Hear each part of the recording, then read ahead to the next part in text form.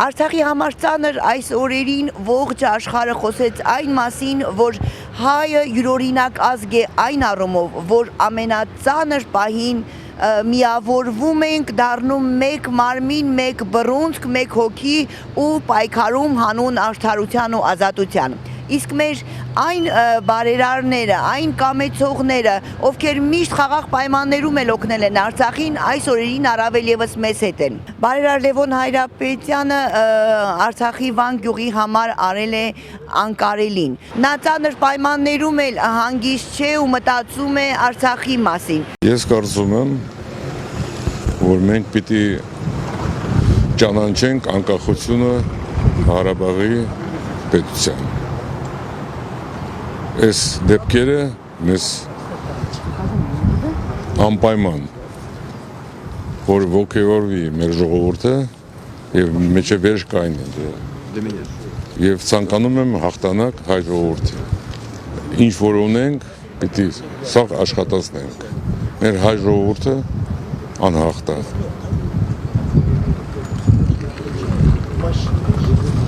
իսկ Ղարաբաղի մասը հայ ժողովրդի բոլորովին անհաղթ է եւ այդ հաստատվել է պատմության մեջ հիմա էլ նորից մենք կհաստատենք Իմ զրուցակիցը Վան գյուղի գյուղապետն է եւ ես գիտեմ, որ նրա ցուցմունքով Վանքում այսօր էլ մեր տեղահանված մարդկանց տեղ է տրվել ու այլ աշխատանքներ են կատարվում այդ մասին։ Ունենք գյուղում մարդիկ բնակիչներ, որոնք տարահանվել են Թալիշ գյուղից, Մադաղեսից, Մարտակերտից, Մաղավոզից, մեկ մասը ապահովված է Լևոն Հայրապետյանի կոմբինատում, Տիտանիկում, սննդի հարցը ապահովել է Լևոն Գուրգենովիչը եւ իր տղաների հետ միասին Սերգեյ Դարբինյանի եւ Նորիկ Ավանեսյանի հետ միասին սննդի հարցը իրենք են կազմակերպում կոմբինատում Ռեմոս Արավոտյան, կեսօրվա ժամերին, իրիկունու ամեն ձևի ապահոված է։ Մենք ուզում ենք իրան ասենք շնորհակալություն եւ ինքը ասել է ինչով պետք է իրիկ օգնենք։ Ես նաեւ գիտեմ, որ Լևոն Հայրապետյանի օրինակին հետևում են մյուս վանքի այն անձինք, ովքեր էլի ինչ-ինչ պատճառներով հայրենիքից հեռու են ապրում, բայց այսօր ձեր կողքին են։ Հիմա մենք մի մեքենայի մոտ ենք կանգնած, որտեղ ապրանք կա տեղադրված, ինչի համար է եւ ում շնորհիվ։ Սասուն Հակոբյանը գումար է ներդրել եւ այսօր այդ գումարով մեր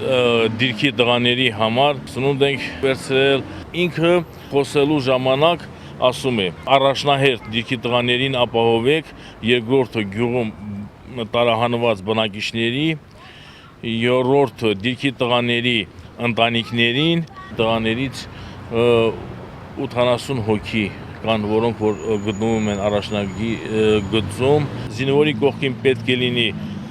հայրենասեր բարերար որը որ չի խնայում իր վերջի կոպեկը եւ ներդնում զինվորի վրա։ Վանքի գյուղապետի հետ մենք Ստեփանակերտի դեղատներից մեկում ենք, որտեղ գնումներ են կատարվում առաջնագծի տղաների համար։ Խնդրեմ այս մասին։ Ես զգում եմ, որ փոքրիկ դեղատուփեր են պատրաստվում նրանց համար։ Այո, իրոք պատրաստում ենք փոքրիկ դեղատուփեր, թեթև դեպքերի ժամանակ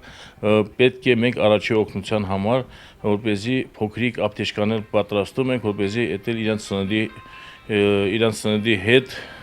տանենք իրանց մոտ։ Ես տեսնում եմ, թե աշխատանքն ինչ կազմակերպվածությամբ է ընթանում, դեղատան աշխատողը յուրաքանչյուր դեղատուփին կցում է նաև այս ցուցակը, որտեղ դեղորայքի ցանկն է եւ որ դեղորայքը ինչի համար է, որպեսզի ոչ մասնագետը կարողանա անմիջապես կողմնորոշվել, որ դեղորայքը ինչի համար օգտագործվի։ Եվ իհարկե այս ամենը դարձյալ ձեր գյուղի բարերարի շնորհիվ։ Այո, այս ամենը արել է մեր գյուղացի Ալյոշա Հակոբյանի տղան Սասուն Հակոբյանը, որը որ ծառայել է